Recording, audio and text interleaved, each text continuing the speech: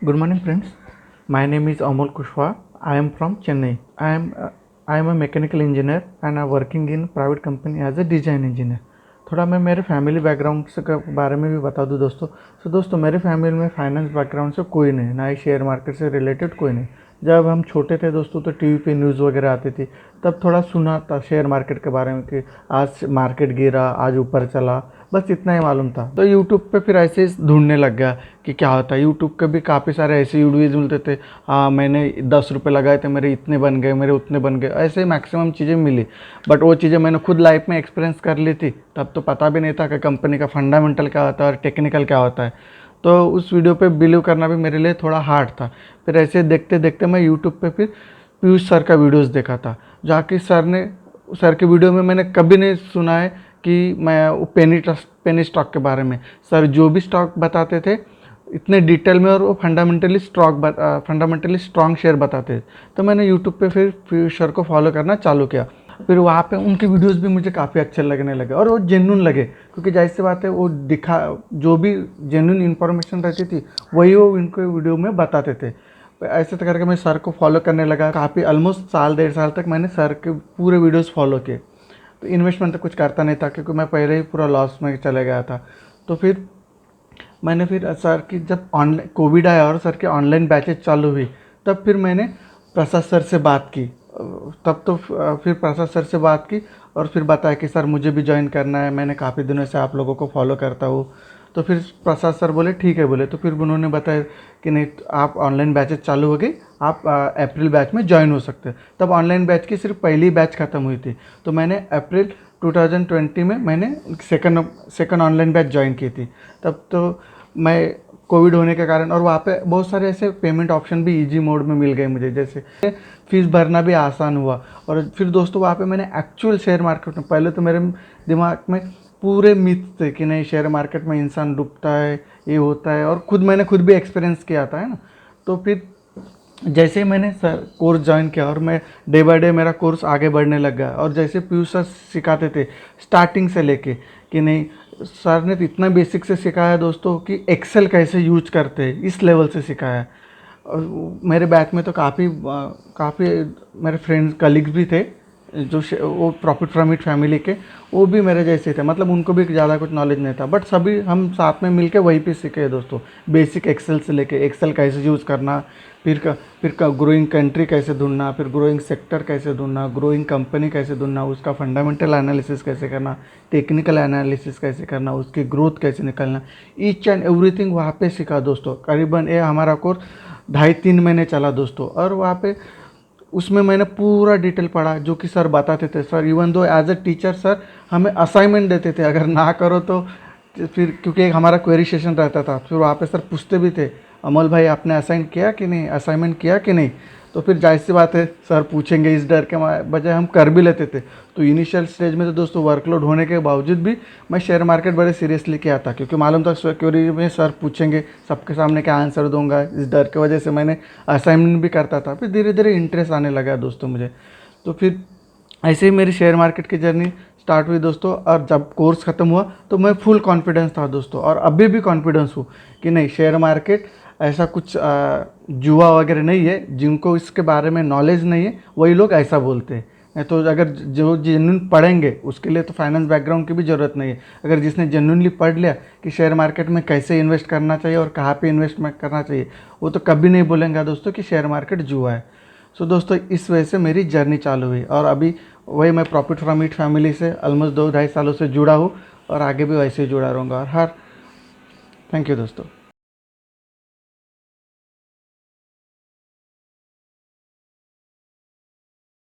Good morning प्रेम।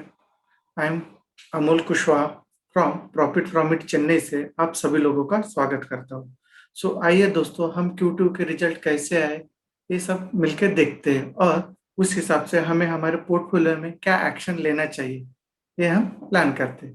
तो दोस्तों मैं आप लोगों के लिए डेल्टा कॉर्प पे मेरा रिसर्च लेकर आया हूँ। दोस्तों पहले हम डेल्टा कॉर्प पे जाने के पहले हम उस सेक्टर के बारे में जान लेते हैं कि डेल्टा कॉर्प किस सेक्टर को बिलोंग करती है, और उस सेक्टर का ग्रोथ वर्ल्ड में और इंडिया में किस तरीके से है।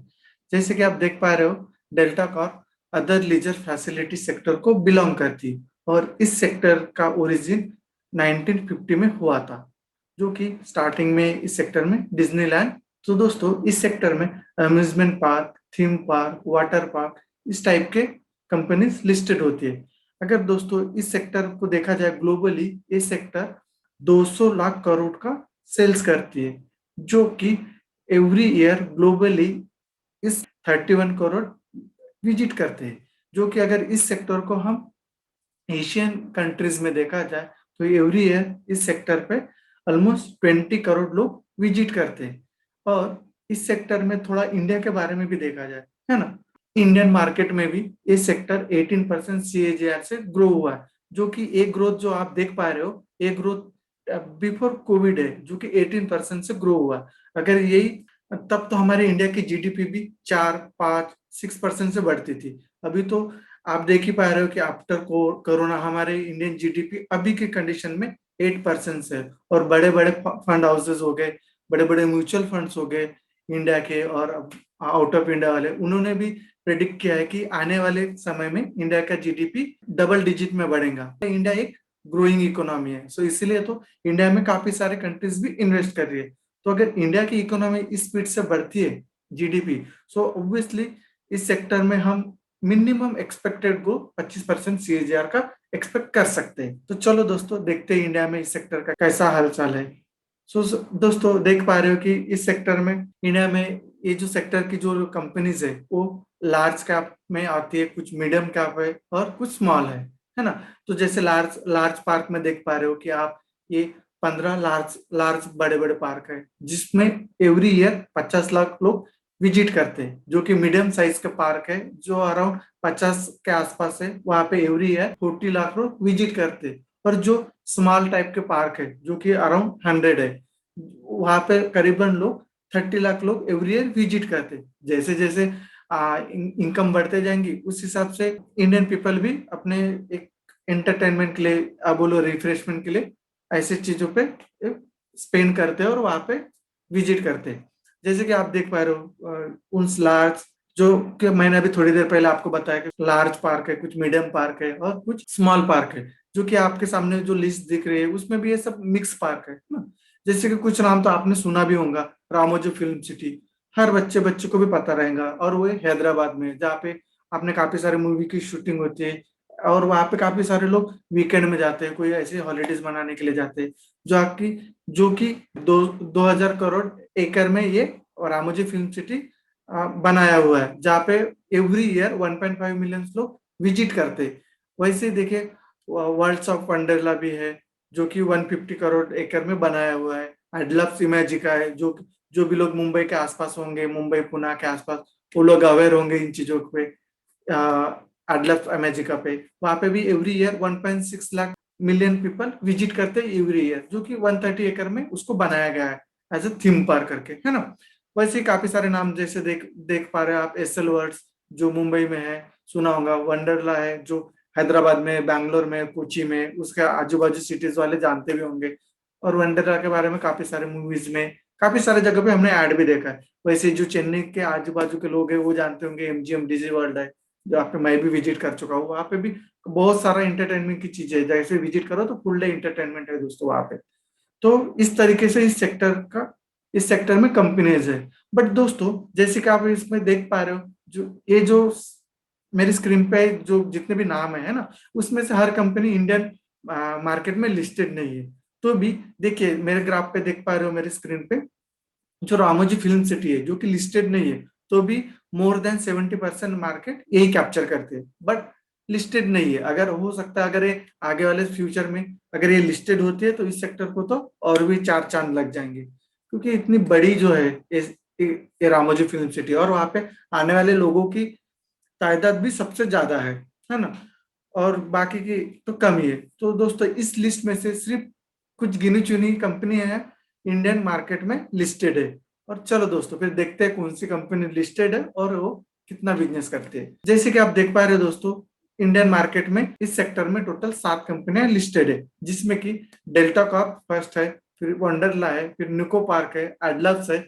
इस तरीके से इस ये कंपनियां लिस्टेड है। इनमें से सबसे ज्यादा टोटल मार्केट कैप अगर इस सेक्टर का देखा जाए तो 9,300 करोड़ का इसका टोटल मार्केट कैप है ना, जो कि सबसे मेजर मार्केट कैप तो डेल्टा कॉर्प ही कैप्चर कर लेता है ऑलमोस्ट 70-80%। उसके बाद आता है वंडरला आता है, फिर बाकी तो काफी छोटे हैं, जो जिसका देखा जाए दो ही कैप ज्यादा मार्केट कैप कैप्चर करती है। अगर इन टर्म्स ऑफ अगर उसको सेल्स देखा जाए तो सेल्स में भी इस सेक्टर का टोटल सेल्स ग्रोथ देखा जाए तो 1,300 करोड़ का है। उनमें भी 50% सेल्स तो अकेले डेल्टा कॉर्प ही करता है। उसके बाद फिर सेकंड नंबर पे वंडरला आती है और थर्ड नंबर पे फिर ये अदर्स छोटी छोटी कंपनी आती है जो कि लिस्टेड है इंडियन मार्केट में। सो दोस्तों चलो इस सेक्टर का थोड़ा ग्रोथ भी देख लेते हैं ना। तो दोस्तों ग्रोथ देखने के पहले थोड़ा मैं बता दूं, जो कि जब भी मैंने बताया था स्टार्टिंग में कि इस सेक्टर में लार्ज पार्क है, मीडियम पार्क है और स्मॉल पार्क है, बट लिस्टेड में मैंने डेल्टा कॉर्प का नाम लिया। बट डेल्टा कॉर्प इस सेक्टर को बिलोंग करती है, बट उसका बिजनेस इन वंडरला से, एडलब से, फिर बोलो रामोजी फिल्म सिटी, इनसे पूरा अलग है ना। डेल्टा कॉर्प का बिजनेस मेजर बिजनेस कसिनो से आता है और फिर गेमिंग से आता है, जो कि एक हमारे इंडिया में पार्क को देखने का नजरिया एक अलग है और कसिनो को देखने का एक नजरिया अलग है। और ये कसिनो का बिजनेस होने के कारण इस सेक्टर को बार बार सरकार की तरफ से काफी सारी चीजों से फेस करना पड़ता है, जैसे टैक्स रिलेटेड चीजों से ज्यादा ज्यादा चीजें फेस करनी पड़ती है। तो चलो दोस्तों इसका ग्रोथ देख लेते हैं। इस सेक्टर में जो भी कंपनी लिस्टेड है, कसिनो से रिलेटेड बोलो या फिर पार्क से रिलेटेड बोलो, पहले हम पोस्ट कोविड देख लेते हैं ना। जो पोस्ट कोविड में देखिए इस सेक्टर का सेल्स ग्रोथ देखो -60% से डिक्रीज हुआ, क्योंकि सभी तरफ लॉकडाउन था, सभी तरफ सभी चीजें बंद थी। हम खुद ही तो घर के बाहर नहीं निकल पाते थे, निकलना भी रहा घर के बाहर तो भी हमें यहाँ से परमिशन निकालो वहां से परमिशन निकालो, ऐसी चीजें थी। तो इंटरटेनमेंट वाली चीजों के लिए बाहर जाने का तो कुछ सवाल ही नहीं आता, है ना। अगर थोड़ा सा हम प्री कोविड पे जाते हैं तो देखिए दोस्तों, प्री कोविड का ग्रोथ देखिए यहाँ पे 13% का इसका प्री कोविड का ग्रोथ है, जो कि हमारे इंडियन जीडीपी से भी डबल ज्यादा है, ऑलमोस्ट 78% ज्यादा है। वही हमारे एफडी का भी रिटर्न ऑलमोस्ट 6-7% होता है। बट इसने प्री कोविड का एक साल का ग्रोथ देखे तो आप 13% है। अगर थोड़ा सा और बैक में जाते हैं, जो कि इसका ग्रोथ 20% का है प्री कोविड में, है ना। तो आप खुद ही अंदाजा लगा सकते हैं दोस्तों कि आगे वाले समय में जैसे भी इंडिया की जीडीपी बढ़ेंगी, लोगों की इनकम बढ़ेंगी, तो ये सेक्टर में क्या हो सकता है दोस्तों, आप ही एक बार सोचिए और आप ही फिर मुझे बताइए, है ना, कि जो मैंने बोला था कि ये सेक्टर आने वाले समय में 25% से ग्रो हो सकता है कि नहीं, या आप ही खुद ही मुझे ये बताइए। चलो देखते हैं और थोड़ा सा क्वालिटी देख लेते हैं इस सेक्टर के कंपनी। इस सेक्टर में जो भी लिस्टेड कंपनी है उनकी क्वालिटी देख सकते हैं। जैसे कि आप मेरे स्क्रीन पे देख पा रहे हो दोस्तों, इस सेक्टर में जितने भी लिस्टेड कंपनी है उनमें से बेस्ट प्रॉफिट मार्जिन सिर्फ डेल्टा कॉर्प का है और वंडरला का है। बाकी बाकी लिस्टेड कंपनियों का तो बहुत वीक उसका नेट प्रॉफिट मार्जिन है। जैसे कि आप देख पा रहे हैं एडलब्स को भी काफी नेगेटिव नेट प्रॉफिट मार्जिन है। तो इसलिए हम इन दो कंपनियों पे फोकस कर सकते हैं। और थोड़ा आगे देखेंगे दोस्तों, रिटर्न ऑन इक्विटी, मतलब जब प्रोमोटर ने जब कंपनी एक कंपनी स्टार्ट करने के पहले जितना इन्वेस्ट किया था उस वही उनका इन्वेस्टमेंट अभी एवरी ईयर उनको, आपको मेरी स्क्रीन पे देख रहा पॉजिटिव, इसमें वो एवरी ईयर उस पर प्रॉफिट जनरेट कर पा रहे हैं। तो वो चीज हो गई रिटर्न ऑन इक्विटी वाली, सॉरी। तो आप देख पा रहे हो रिटर्न ऑन इक्विटी भी डेल्टा का आपका सबसे अच्छा है, फिर उसका फिर वंडरला का सबसे बेस्ट रिटर्न ऑन इक्विटी है, जो कि आप एडलस का देख पा रहे हो कि ये तो वो निगेटिव है, जितना लगाया था वो भी उनके प्रोमोटर नहीं निकाल पा रहे बिकॉज ऑफ डेब्ट बर्डन, जो कि आगे मैं आपको दिखाऊंगा ही, है ना। तो नेक्स्ट फैक्टर है दोस्तों क्वालिटी कंपनी का रिजर्व। ये बहुत ही मेन फैक्टर होता है दोस्तों। जैसे कि अभी देखिए कोरोना के काल में भी देखिए, जो कि कोरोना के काल में कंपनी का बिजनेस ही बंद था, तो कंपनी सर्वाइव कैसे होंगी। उसके लिए देखिए उसका मेन रीजन होता है रिजर्व। देखिए अभी डेल्टा कॉर्प के पास 1900 करोड़ का रिजर्व है, वंडरला के पास 750 करोड़ का रिजर्व है। और फिर एडलब्स को देखिए, ये तो निगेटिव रिजर्व है। और डेट डेट देखे तो डेल्टा कॉर्प पे सिर्फ 26 करोड़ का डेट है, और वंडरला पे देखेंगे तो सिर्फ 2.7 करोड़ का डेट है, जो कि एडलब्स में 1,000 करोड़ का ओनली डेट है। तो आप खुद ही अंदाजा लगा सकते हो दोस्तों कि जो अच्छी क्वालिटी कंपनी होती है, अगर कोरोना जैसे सिचुएशन भी आई और उनका इवन दो उनका बिजनेस एक साल के लिए बंद भी रहा, है ना, तो भी ये कंपनी सर्वाइव हो सकती है। क्यों? क्योंकि उनके पास इतना सारा रिजर्व ऑलरेडी अवेलेबल है, उसके बेसिस पे वो उनके एक्सपेंसेस मैनेज कर सकती है।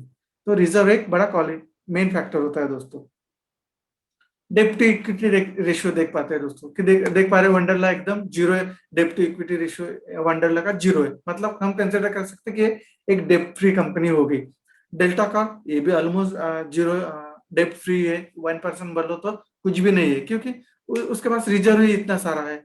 और हम देखते हैं फिर एडलस पे देखिए कितना है, 174% का इसका डेप्ट टू इक्विटी रेशियो है दोस्तों। तो इससे हम इमेजिन कर सकते हैं कि कौन सी कंपनी में इन्वेस्ट करना चाहिए इस सेक्टर में और कौन सी में नहीं। तो ये सब क्वालिटी पैरामीटर्स हो गए। सो दोस्तों अभी तो हमने सेक्टर के बारे में देखा कि लिस्टेड कंपनियों में किस सेक्टर का कैसी क्वालिटी है ना। तो इस क्वालिटी के बेसिस पे फिर हमने डेल्टा कॉर्प का रिसर्च किया दोस्तों। तो डेल्टा कॉर्प के बारे में बताना चाहूंगा। तो डेल्टा कॉर्प का मेन बिजनेस होता है कैसीनो का, सेकंड है फिर गेमिंग का, और थोड़ा बहुत हॉस्पिटलिटी का, हॉस्पिटलिटी से इनका बिजनेस आता है दोस्तों। तो दोस्तों चलो थोड़ा देख लेते हैं फिर in depth past sales growth performance कैसा रहा, क्वालिटी कैसी है इसकी, और इसका अभी जो Q2 के रिजल्ट आए उस पर इसका करंट ट्रेंड कैसा है, और फ्यूचर में हम क्या एक्सपेक्ट कर सकते हैं डेल्टा कॉर्प से।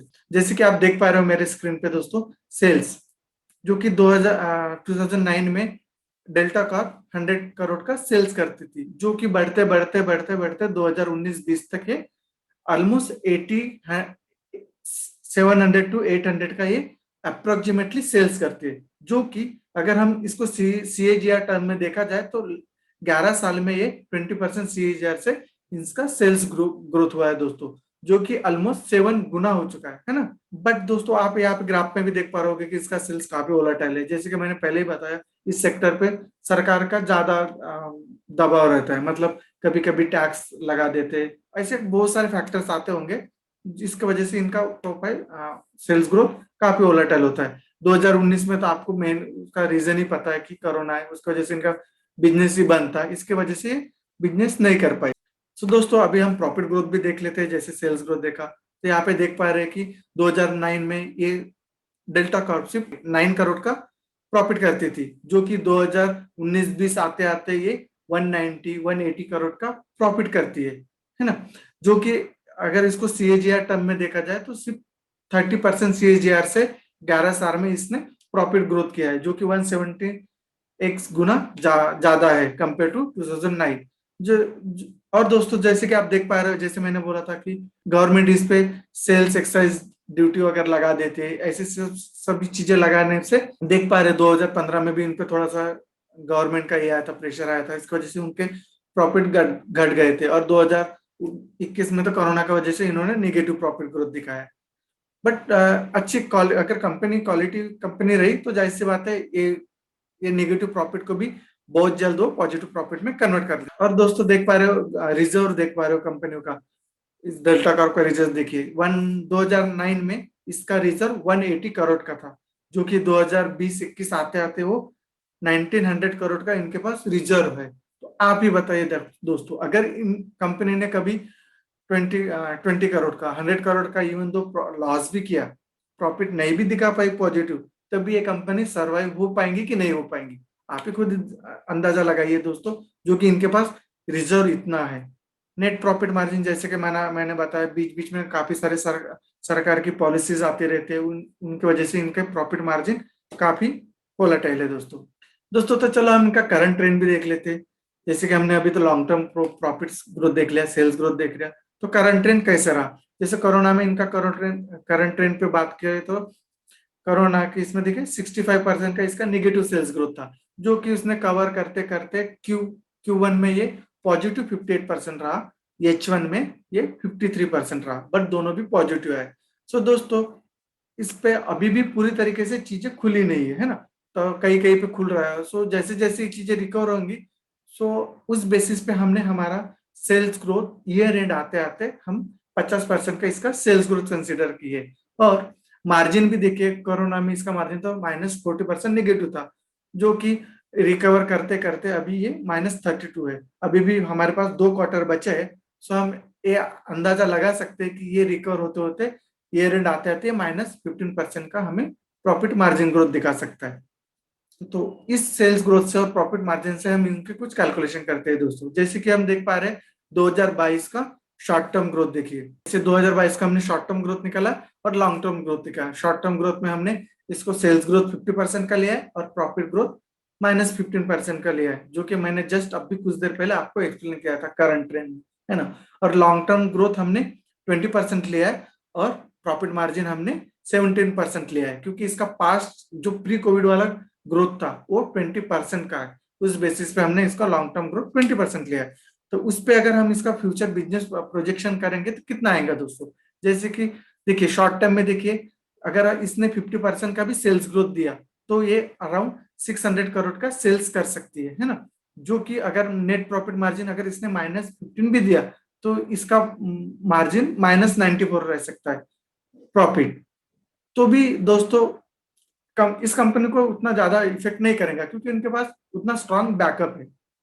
अगर इस कंपनी को और थोड़ा हम टाइम देते, जैसे ही कोरोना वाली सिचुएशन पूरी रिजॉल्व होते, सभी जगह पे लॉकडाउन खुल जाएगा, विजिटर्स आने लगेंगे, लोग बाहर जाएंगे, वीकेंड में बाहर जाएंगे, बहुत सारी चीजें आएंगी, तो इसके सेल्स भी उस हिसाब से कंपनी का इनकम बढ़ते जाएगा। अगर कंपनी को हम थोड़ा सा टाइम देंगे तो 2035 आते आते कंपनी 5,500 करोड़ का सिर्फ सेल्स करेंगे दोस्तों, है ना। जो कि 2035 आते आते कंपनी 900 करोड़ का प्रॉफिट जनरेट करेंगी, ओनली 900 करोड़ का, है ना। जो कि 2022 में ये 600 करोड़ का सेल्स जनरेट करेंगी।